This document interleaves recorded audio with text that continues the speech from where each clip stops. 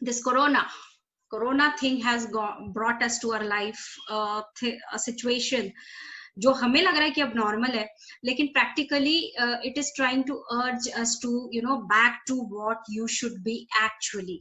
आपका lifestyle, life and living, hygiene level, hygiene practices जिस पर हम काफी इग्नोर कर रहे थे, हमारी हेल्थ पर हम इग्नोर कर रहे थे. So it has brought us back to our actual healthy status. और अगर वो हमने maintain किया तो आप देखेंगे कि कोरोना सबको नहीं होता है. And also corona is not killing everyone. So I think आपको बस एक moderation में रहना है और अपना overall parameter जो है physical and health wise maintain करना है. This is what corona has taught, and it is a lesson for you guys who are young for life के अपने आप को एक खास पैरामीटर्स पे मेंटेन रखना है फॉरएवर.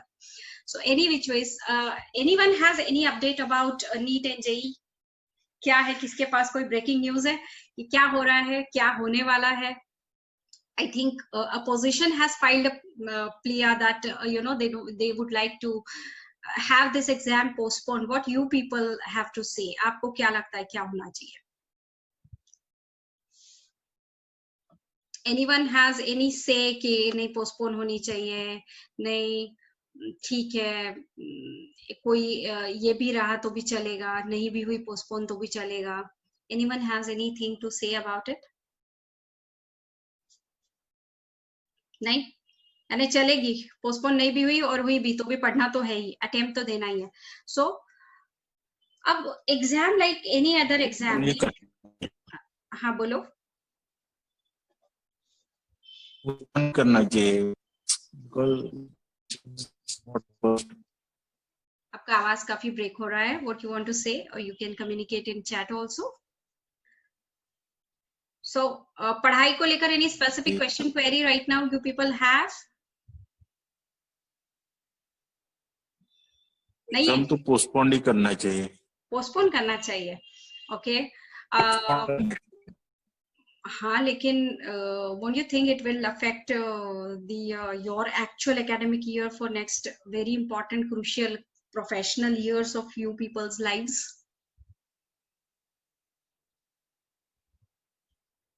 ऐसा नहीं लगता आपको कि मतलब आपका एक प्रोफेशनल ईयर कॉम्प्रोमाइज हो जाएगा? Because it is open, practically मंदिर खुल गए, practically all the religious places खुल गई, प्रैक्टिकली सब खुल गया. So what's the problem in exams? I mean, actually patients number should get reduced. Then you have to. ये हो सकता है कि it should be conducted with more optimized parameters and care and cautions. But postpone. All right. So postpone हो या ना हो, any which ways exam तो होगी, और exam अभी होगी या 2 महीने बाद होगी, बट होगी. ठीक है, let us not get into the another point altogether. So मेरे को यही जानना था कि स्टूडेंट्स क्या चाहते हैं कि क्या होना चाहिए. So you feel like postpone होनी चाहिए, so you may have your very valid reason. So अभी व्हाट स्टडिंग टेक्निक्स का मतलब क्या है? स्टडिंग टेक्निक्स बेसिकली अगर हम सिर्फ पढ़ते हैं रैंडमली तो वो इट्स लाइक मजदूरी. But we study in a proper techniques and proper strategies, so then it is a smart work. And everyone knows that smart work now is a need of the hour, because ऐसे बोला जाता है कि winners and losers have the same hours of the time, maybe same resources, same provision, सब कुछ रहता है. एक क्लास में पढ़ने वाले सारे बच्चों को लगभग एक टीचर पढ़ाती है, एक ही बुक में से पढ़ाती है, और लगभग एक ही जो बोल सकते हैं कि उनके पास में बुक्स और ऑप्शंस रहते हैं, नोट्स रहते हैं, सब कुछ रहता है, टीचर्स भी लगभग एक होती है, लेकिन बावजूद उसके नॉट एवरीवन परफॉर्म्स. आईक्यू और एप्टीट्यूड एक वेरिएशन होता है, और दूसरा होता है how people are utilising their time. So that same 24 hours एक बंदा अलग तरीके से यूटिलाइज करता है और वो कुछ और गेन करता है, और दूसरा बंदा 24 आवर्स को एक खास तरीके से यूटिलाइज करता है अब इसमें टाइम वेस्टेज पार्ट हो गया। लेकिन अगर हम एक बात बताएं कि बच्चा 6 घंटा पढ़ रहा है और दूसरा बच्चा भी 6 घंटा पढ़ रहा है, तो what are those things that can make the difference? How many of you have actually been clear with whether what kind of learning style आपको ज्यादा जमती है? यानी कि ऐसी कौन सी तरीके हैं पढ़ाई के जो जिस तरीके से अगर आप पढ़ते हैं तो आपको ज्यादा अच्छे से आपका ग्रास्पिंग होता है या ज्यादा अच्छे से समझ में आता है? सो anyone of you have noticed regarding आपकी स्टडिंग टेक्निक्स को लेकर कोई नोटिस किया है? जैसे कि लोग कह सकते हैं कि there are people who read out or listen and they they read out, या कि टीचर को ध्यान से सुनकर ऑडिटरी वे से ज्यादा अच्छे से सीख लेते हैं। कुछ लोग देखकर देखी हुई बातें ज्यादा अच्छे से याद कर लेते हैं, और कुछ लोग कर लिख कर एक्सपेरिमेंट्स कर ज्यादा अच्छे से बात याद रख सकते हैं।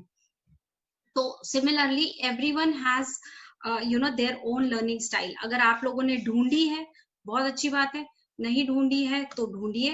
मैंने आपको बताया है हिंट्स की कैसे आप ढूंढ सकते हैं। दैट इज एक तो सबसे पहले you can record the facts on video and replay. Even teachers के जो लेक्चर्स हैं वो आप रिकॉर्ड कर सुन सकते हैं बार बार, so that you will have एक बोलेंगे कि एक आइडिया रहेगी आपको कि हमेशा कभी भी at any given point of time आप उसको सुनकर आप उसको रिवाइज कर सकते हैं। कोई मोबाइल फोन और टैबलेट पर भी ये चीज आप रिकॉर्ड कर सकते हैं और आप उसको बार बार प्ले कर सकते हैं। Sing facts to a tune, yes. जैसे कि आपकी कुछ फॉर्मूले होती है, फिजिक्स की होती है, केमिस्ट्री की होती है, that you have to remember for appearing for JEE में भी मैथ्स फॉर्मूले रहेंगे जिनको उनको याद करना रहता है इन अ पर्टिकुलर फॉर्मेट। तो हम लोग जनरली याद करते हैं कि व्हेन वी उसको मेमोराइज करने का एक ही तरीका होता है कि वी जस्ट बोलते हैं ना, मंत्र की तरह हम लोग जपते रहते हैं उसको, कि we just read aloud continuously, we read it and we try to memorise. अगर आप ऑडिटरी लर्नर हो, इसका एक और हिंट होता है कि if you are specially interested in music, तो वो भी हो सकता है कि आप ऑडिटरी लर्नर हो। तो you can just sing in a particular tune, यानी कि कोई भी फेवरेट राइम या सॉन्ग के ट्यून पर अगर आप फॉर्मूली को बार बार दिन भर बोलते रहेंगे तो you may remember, it is a better probability. उसके बाद में एक सॉन्ग जैसे नेमोनिक्स बनाते हैं, उसी नेमोनिक्स के को सॉन्ग स्टाइल पे आप स्पेसिफिकली स्पेलिंग वाले जो नेमोनिक्स होते हैं, कोई भी लिस्ट होती है उसका list, first letter of the list को आप किसी सॉन्ग में फिक्स करके आप गा सकते हैं। That could be weird, that could be funny, लेकिन किसी तरह से आपको वो लिस्ट याद हो जाए। उसके अलावा बहुत अच्छे से बहुत अच्छा तरीका होता है कि when you teach someone, if you teach someone, it is one of those best methods for auditory learners कि they remember the things for longer terms। आप किसी को समझा दे, आप ग्रुप डिस्कशन कर ले, आप अपने फ्रेंड्स को सिखा दे, या फिर इवन आप आपके भाई बहनों को भी सिखा सकते हैं, इवन योर पेट्स को भी आप सिखा सकते हैं कोई भी मेथड, तो may be you may remember it for longer time। even in front of mirror also you act as if a teacher will help you। Can you just switch on this? So you can just in front of mirror also you can just speak out as if you are a teacher, that will help you for remembering the things। अब those who are visual learner, जो जैसे कि जिनको देखी हुई चीज है, जिनका visuals are very sharp, those who are very mute करो, those who are very जिनको ध्यान आता है कि उनकी देखी, जिनको बोलते हैं ना इनकी आंखें बहुत तेज है, once they observe they'll remember। जिनकी फोटोग्राफिक मेमोरी होती है, once they see they remember it for longer and quickly they grasp what they see। so ऐसे आप अपने आप को जस्ट ये लर्निंग स्टाइल टेक्निक समझने का एक और तरीका है। आप क्या कर सकते हैं, आप वो इंस्टेंस याद करिए जब आप एग्जाम लिख रहे थे और कुछ एक पोर्शन था जो आपने अभी रिसेंट में नहीं पढ़ा है, आपको बिल्कुल भी याद नहीं है कि वो क्या है, but you are trying hard कि मैं क्या था, ये कुछ तो था, what was exactly that stuff. So वो याद जब करने की कोशिश करते तो आपको क्या याद आता है, टीचर ने ब्लैक बोर्ड पर क्या लिखा था वो याद आता है, या जैसे बोलते हैं कि आपने क्या देखा था अगर वो देखी हुई चीजें याद आ रही है, बुक का वो पेज और वो डायग्राम याद आ रही है, मे बी शायद वो बात हो, या फिर बुक या नोटबुक पे कुछ हमने एनोटेट करके रखा था वो हमें याद आ रहा है, तो most likely you may be a visual learner. कभी कभी यू में अगर उसी समय आपको टीचर, आपका फ्रेंड उसके बारे में क्या बोल रहा था, आप कुछ तो भी कोई वर्ड्स आपको कानों में याद आ रहे हैं, तो मोस्ट प्रोबेबली यू में बी एन ऑडिटरी लर्नर। लेकिन अगर नन ऑफ द अबव है तो मोस्ट लाइकली यू में बी ए काइनेस्थेटिक लर्नर। जब आपने डू एंड लर्न मेथड से अगर आपको उसकी लैब का सीन याद आ रहा है कि हमने किस में क्या डाला था तो क्या फॉर्मूला बना था, मे बी देन यू में इलेक्ट्रिकल कंडक्शन का कोई सीक्वेंस रहेगा, तो मे बी दैट आपको अगर लैब याद आ रही है तो शायद आप काइनेस्थेटिक लर्नर है। So just identify that. So accordingly I have told you, I'm telling you what kind of learning styles you should be adapting.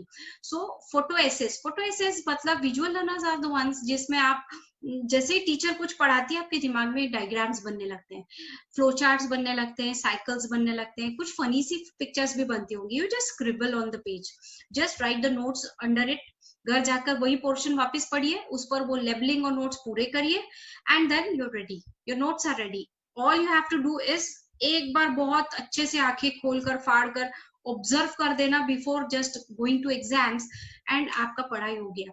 Rest you have to just narrate the same whatever you have seen.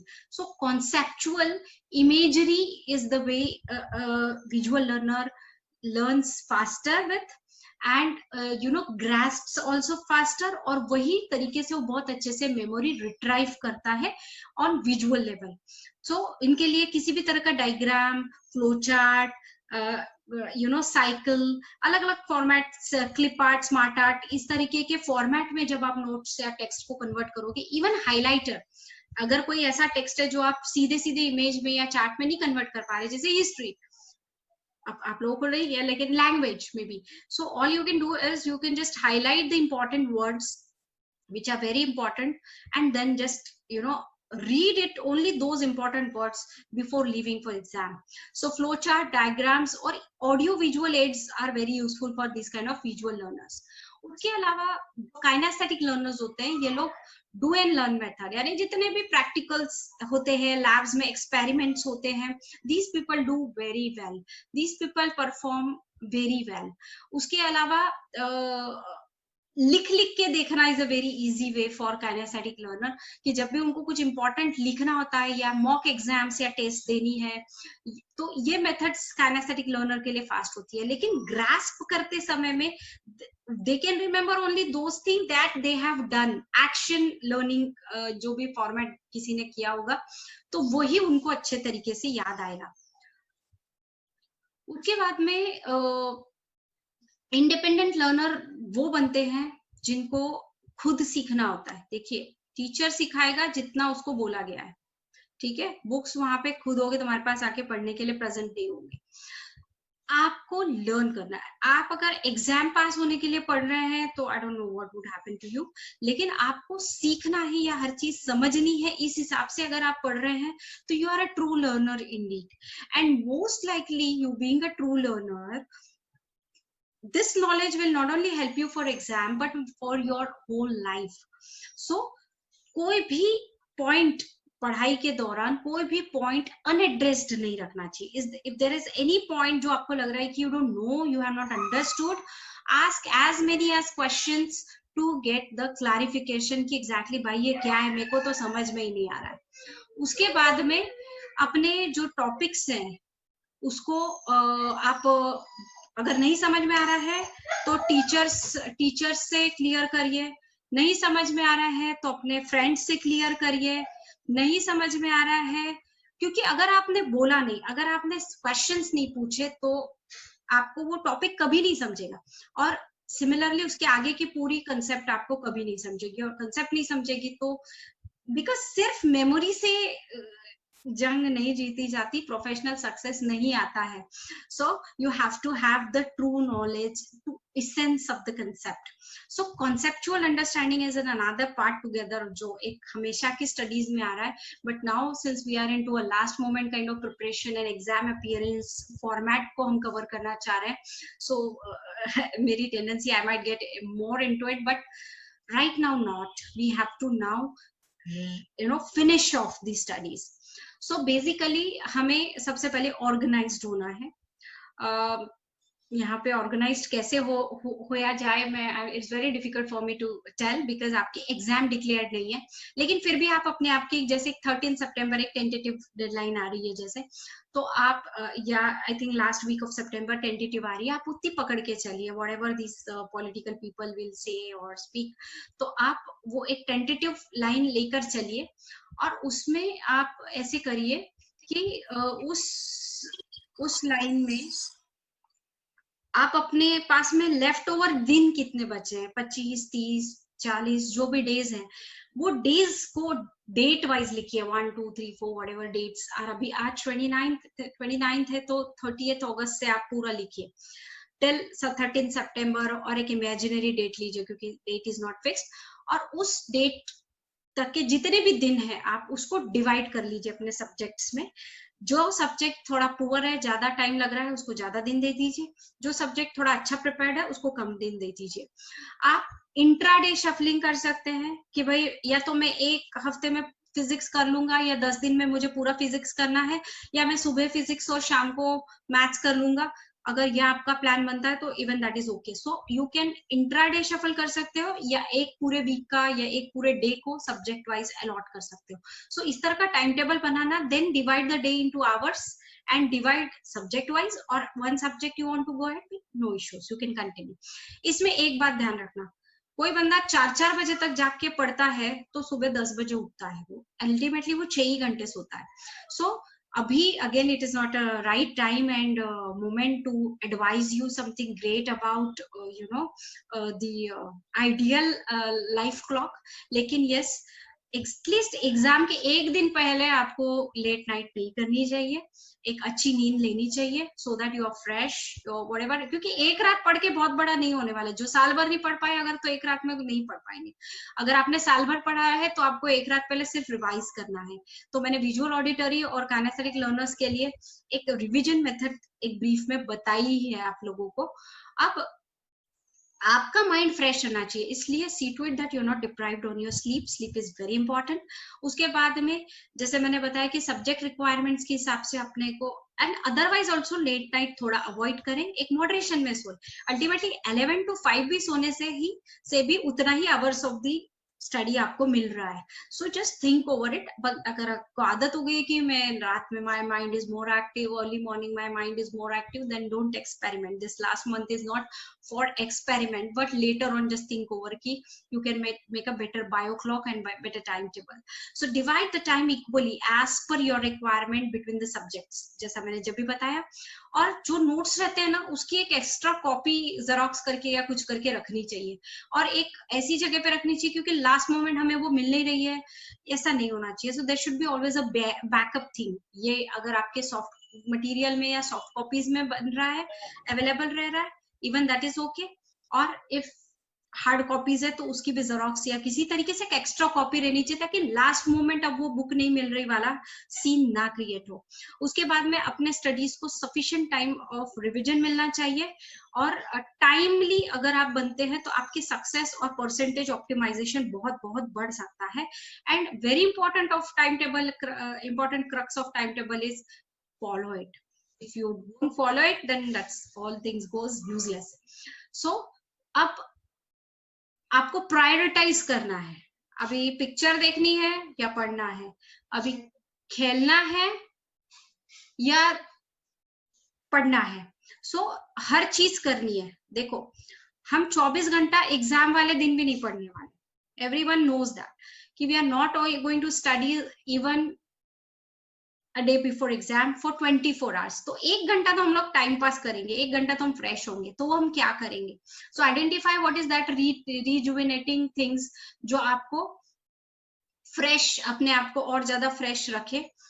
तो आप कोई भी 1 घंटा के लिए वो entertainment रखे. Preferably physical activity, थोड़ा गेम, डांस, स्पोर्ट्स, ऐसा कुछ रख सकते हैं जिससे आपका बॉडी फिट रहे.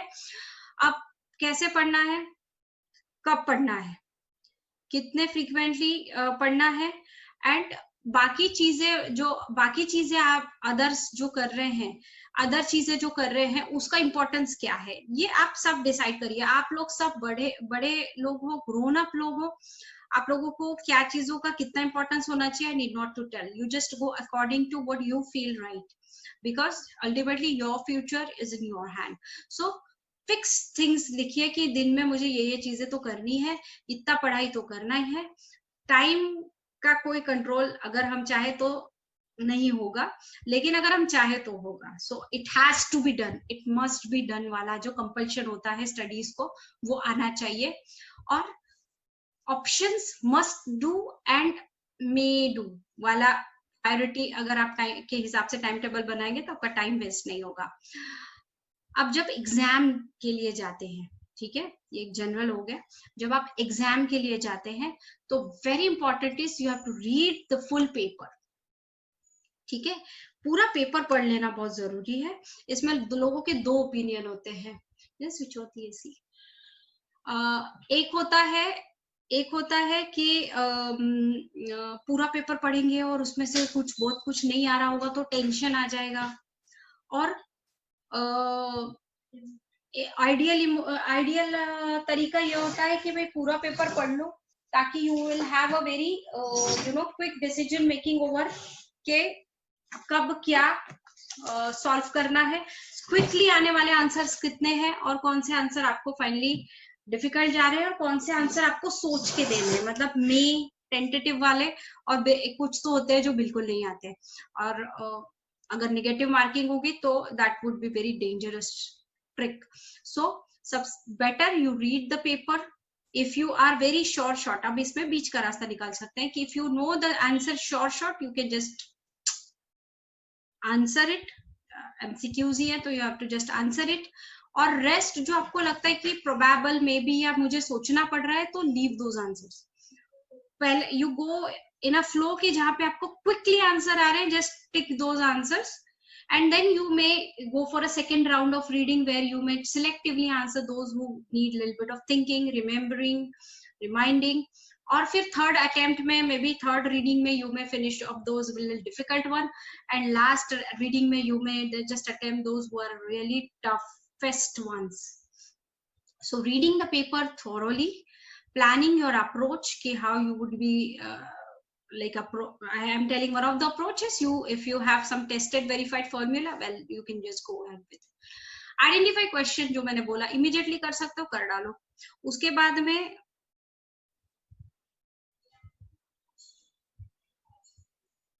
बाद में कुछ चीजें जो आपको लगता है कि सोच के करनी है तो you can do it later. Exam itself में जब एग्जैक्ट एग्जाम में जा रहे हो तो start on straight forward question जो सीधे हैं, क्विक है, ट्रिकी नहीं है, ज्यादा सोचना नहीं पड़ता है, और जो नहीं कर पा रहे हो उसको भूल जाओ, पहले जो आ रहा है उस पे करो। उसके बाद मल्टीपल चॉइस में जो आंसर्स बिल्कुल नहीं आते, जो मल्टीपल चॉइस में भी you can just strike of those answers जो पता है कि ये तो आंसर है ही नहीं, और केयरलेस मिस्टेक्स, हरी, ये सब नहीं होना चाहिए। Should be very peacefully approaching to the paper, because ultimately जितना पढ़ा है उतना ही परफॉर्म होने वाला है। So you have to be just cool, और accurate diagrams at all it is mandatory, you should draw that. Exam का एक ही मैजिक फॉर्मूला है, you can make your own luck by performing well. You should not be appearing so fast, you should not be appearing so slow, but very consistently and persistently. Deep breathing and some relaxation technique, be watchful to the watch will help you to actually exams के timer के हिसाब से, because I usually tell कि understand how many questions are there, understand how many time is available with you, understand what one mark would take what time. मतलब अगर 100 mark का paper है और 100 मार्क का 100 मिनट्स टाइम है, usually होता नहीं है, I am just giving you an example, तो अगर ऐसा है तो there is a 1 minute for one mark. So similarly you can calculate always कि कितने मार्क का पेपर कितने देर में लिखना है, allot that much of time to the exam पर question, and I think that is how it will help you to actual exam को एक बेटर तरीके से अप्रोच और अपीयर करने के लिए हेल्प मिलेगी। Be very consistent and patient, persistent. अब in this pandemic there are certain challenges. I think Shashi or who was asking me that question ki ma'am what to do in this pandemic. So I'd like to tell you okay, what is most important at the end of the day is you. ये सब जो कुछ भी हो रहा है ये हमारे लिए हो रहा है, तो you are the boss. So अपनी हेल्थ को बहुत ज्यादा प्रायोरिटाइज करना है. Be very careful. अगर एग्जाम डेट फाइनलाइज हो जाते हैं और डिक्लेयर हो जाते हैं, be ultra careful that you are not somehow contacted somehow with even potential exposure भी कोरोना से के पेशेंट से आपको ना हो. So be very careful. Stay at home. Stay away from all those probabilities जहां से आपको इन्फेक्शन हो, बिकॉज अ स्लाइटेस्ट ऑफ दी, क्योंकि वहां पे थर्मल स्क्रीनिंग वगैरह सब होगा, स्लाइटेस्ट ऑफ एक्सपोजर में give put you in the soup where you have to lose out that one whole year of your whatever. इसमें कोई ड्रॉप लेके नीट जेई अपीयर कर रहा होगा तो it would cost them very badly. So जैसे ही एग्जाम डेट डिक्लेयर होते हैं उसके अलावा भी be very very cautious about your health. और हेल्दी मील प्लान लीजिए, अच्छे से सोइए, रिवीजन रेगुलर करिए, प्री टेस्ट मॉक टेस्ट अपने आप की कंडक्ट कराइए, मेंटली फिजिकली पीसफुल रहिए, और ये ऑर्गेनाइज्ड वे से फॉर्मेट से स्टडी करेंगे तो ज्यादा अच्छा होगा ultimately. So what I want to tell you through this is कि irrespective of corona you are supposed to give the exams this month, next month or maybe whenever, but they are going to be. I will tell you some very important pointers. Whenever you enter the exam room, आपको corona proof तो रहना ही है. It would cost you 1 year, full academic year. तो आपको corona proof तो रहना ही है, और वो कैसे रहना है again I need not to tell. उसके बाद में एग्जाम हॉल में जाते ही you are supposed to be cool, because बहुत हाइपर और एंशियस होने से you may forget most of things, but otherwise आपका लॉस ही होगा, फायदा तो होगा नहीं. सो जस्ट टेक काम कि चलो अभी एग्जाम में हम आगे, अभी देखेंगे जो होगा वो देखेंगे, अभी एंशियस होके कुछ नहीं होने वाला. Just chill, read out the paper, MCQs ही है, read immediately strike those answers जो आपको इंस्टेंटली पता है, जिसका आंसर आपको इंस्टेंटली पता है, just answer those. Second round of make a second round of reading जहाँ पे तुमको थोड़ा थोड़ा याद आने लगा है कोई आंसर, जस्ट बी श्योर. या फिर मैं जो बस बोलती हूँ ना, strike off the wrong answers first, कि कौन से ये तो हो ही नहीं सकते, फिर वो जो केबीसी में होता है ना कैलकुलेशन, जहाँ पे तुक्के लगाने हैं, तो उस तरीके से. But just be peaceful and confident. When you know some things, then you know, so just do that. All right, so I think that is what I feel you should be approaching to the exams. They're not a big deal. Just yes, it does have a lot of what do we call एक थोड़ा सा challenge additional हुआ है corona की वजह से, but otherwise don't overthink about it. ये हर साल की तरह आने वाली एग्जाम है, सम डिफिकल्टीज के साथ है, बट आपको एट ईज पे मतलब परफॉर्म तो करना ही है, पढ़ना तो है ही. So I hope you people have understood what exact issues I wanted to convey you. Understanding the learning style, understanding the right study plan. अभी भी आपके पास वक्त है, अभी भी आप 13 सितंबर तक का तो पूरा डेट वाइज प्लान आप बना सकते हैं, और उसके हिसाब से आपकी स्टडीज अभी भी प्लान कर सकते हैं. कोई भी डिफिकल्टी होती है तो आपने जिस भी व्हाट्सएप नंबर से लिंक रिसीव किया होगा वहां पर आप आपके क्वेश्चंस पोस्ट कर सकते हैं, अगर आपको अभी कोई क्वेश्चंस क्लिक नहीं हो रहे हो तो.